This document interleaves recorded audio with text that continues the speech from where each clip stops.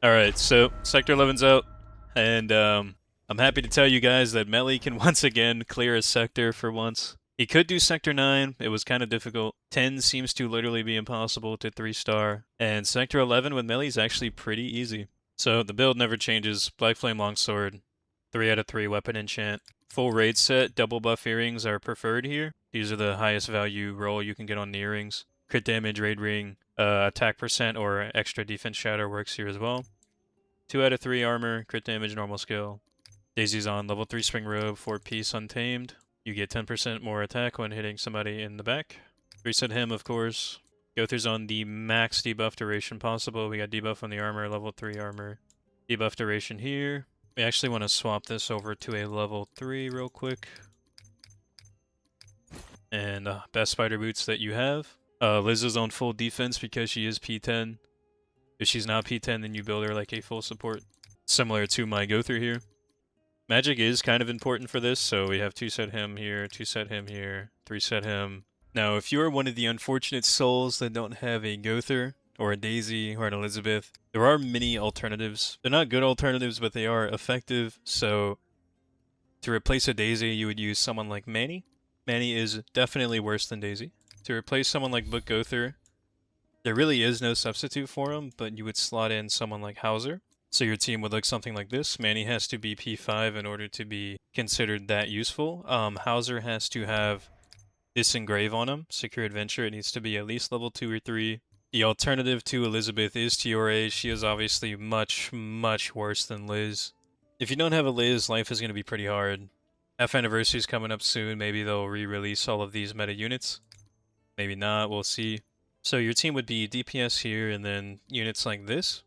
This is a much, much worse team, but you could probably make it work if your DPS is a sort of high potential and just try to make it work with them. That's basically it for alternatives. You could use Slater, but Slater is so far out of the meta. He basically has no use by now. And I really don't think any other units are worth using. If you're looking to bring a Burster, you could use Rapier GUILA or Fire Merlin. Those are obviously the best units since he's weak to fire. Outside of that, though, there really aren't any other replacements to slot in. Unfortunately, this game heavily punishes new players. If you've missed the super meta units, there's no way to get them. There's nothing you can do about it. And you basically just have to wait until events like Half Annie come around to get those units again. At least I'm assuming they'll come back for Half Annie if they want to make any money. This was just a quick little interjection, since I know a lot of people are not going to have the units I'm showing in the video. But let's move on with the rest of the video.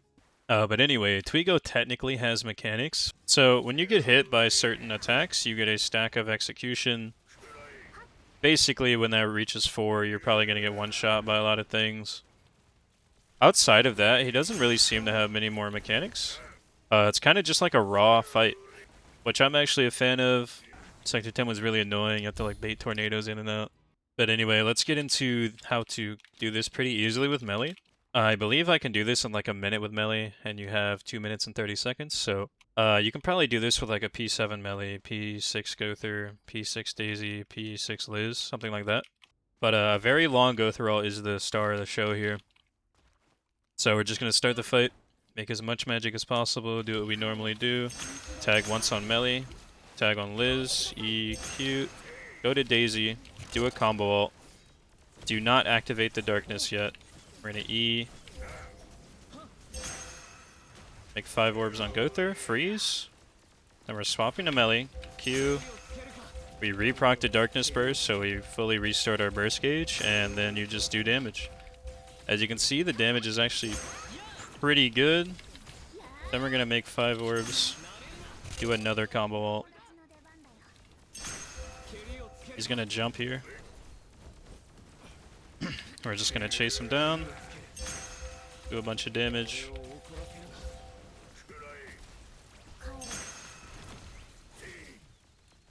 He did get stunned. He's jumping away again. Dodge that. Heal up real quick on Liz, do another combo ult. And he's pretty much dead here.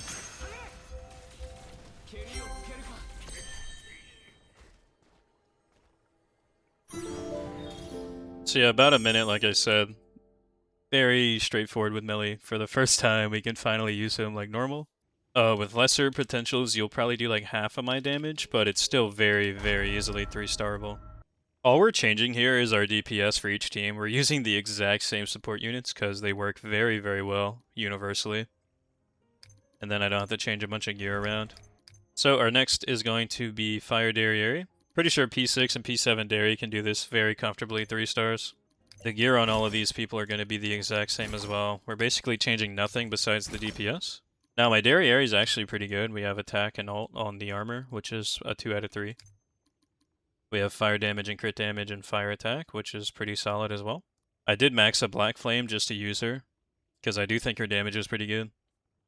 Rest of the weapons are, let me break 7. We're just using this axe that MELI usually uses.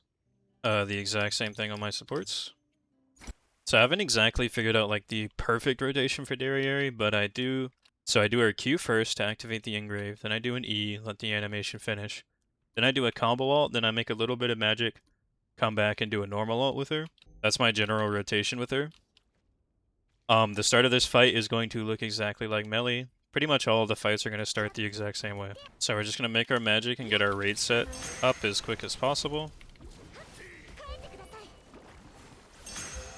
We're going to freeze here.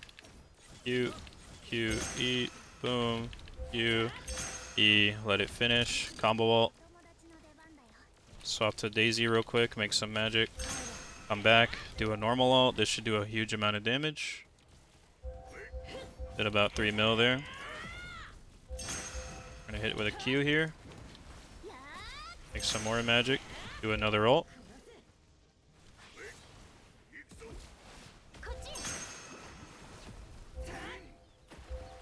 Oh, we got stunned. We actually would have killed him right there.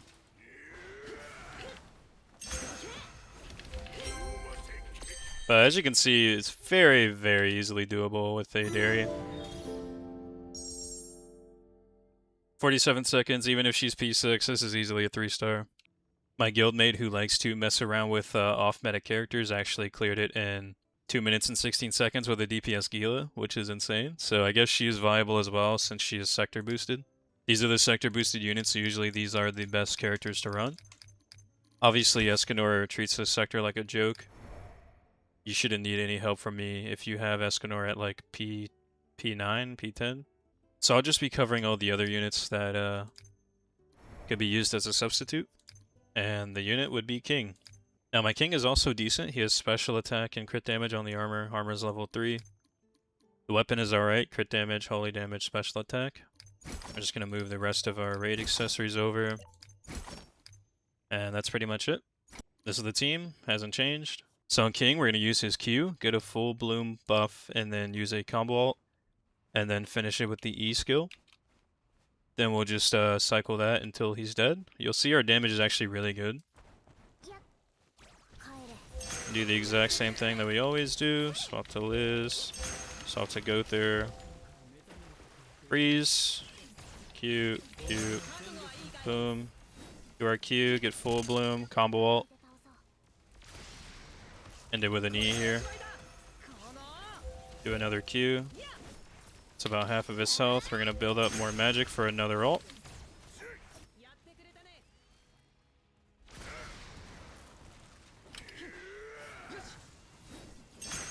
You ended up missing there. That's not ideal.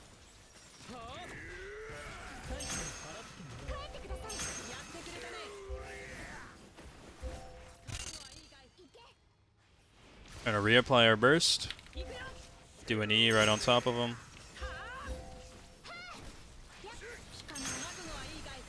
Do another solo ult just for damage. And he should be dead with this final E skill. Yeah, it's pretty comfortably done with King as well. I had like a 58 second with him. That wasn't a bad run. Basically, the blueprint is the same for every DPS here.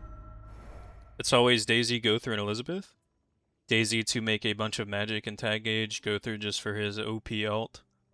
He doesn't need to be P10, but P10 obviously is helping me a lot. P6 is gonna get the job done. It has to be P6 though for the extra magic. Liz is obviously always on the team just for heals and massive damage increase. Yeah, nothing really changes. It's a 6-piece raid set on your DPS pretty much all the time.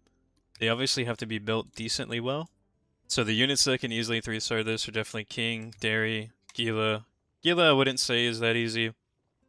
but she is sector boosted, so it's obviously possible. Escanor, Fire, and Holy can probably 3-star this pretty easily. MELI can 3-star it. And I actually do want to try Dark DERI. I haven't tried her at all yet. I'm going to assume she works pretty fine here, but I guess we'll find out together. So we're just going to take DERI and have some fun with her. Gonna do the exact same thing that we did all the other times. Trying to get it out as quick as possible. All of our Qs. All of our Es. Fully ramped combo ult. Yep, damage is very good. Just as I thought it would be.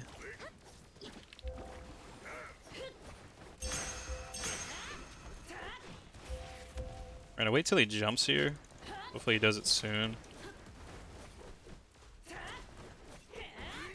Oh?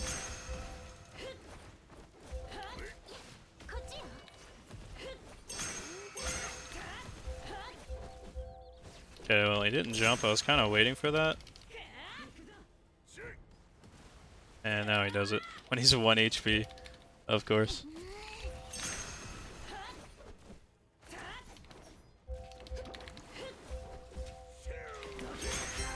As you can see, that would have been very good if he didn't live at like 1 health. Still a 1 minute though. Since it was so easily brute forced with elements that don't even match the sector, pretty sure that means you could also 3-star with like Axe Dian or something, especially with the new Lich weapon. Yeah, honestly, this sector is pretty short and sweet. Not really much to say about it. It's just damage, which is nice. There's no crazy insane mechanics besides just not getting hit that much and not getting one-shot. There's a lot of viable units to use, and basically it's how a sector should be. 9 and 10 were a little difficult without the proper elements. But if you've been playing since like the first week, you should have a lot of these units built pretty decent by now. Especially with all the free summons, you probably have at least a couple of people that are like P8. Obviously, I don't really spend money on normal summons, so my base game SSRs are pretty realistic. P5 GUILA, P5 Clotho. Pulled Manny a lot, luckily, so she's P9. Pulled King like 100 times. Only P6 Elaine, P8 Diane, P10 Drake. Drake's a curse upon my account. P4 Escanor, P6 Jericho. Definitely not wailing on normal summons, so I'm missing a good amount of potentials and characters I just can't use because they're pretty much useless at low potentials. That's just how the game is though, so. Anyways, hope you found this video useful. I'll probably make a video on the new Lich Dragon, but it is such a disappointment that it's probably not even worth making a video on. Maybe I still will, I don't know. Definitely make a video on the Dark Sector that's coming next week. That'll be very fun to do with DERI. TLDR, this sector is going to be ran by Escanor and only Escanor. So if you're one of those people that P10 Escanor and regret it, you should try your best here. But yeah, that's it for the video. Thanks for watching. Peace out.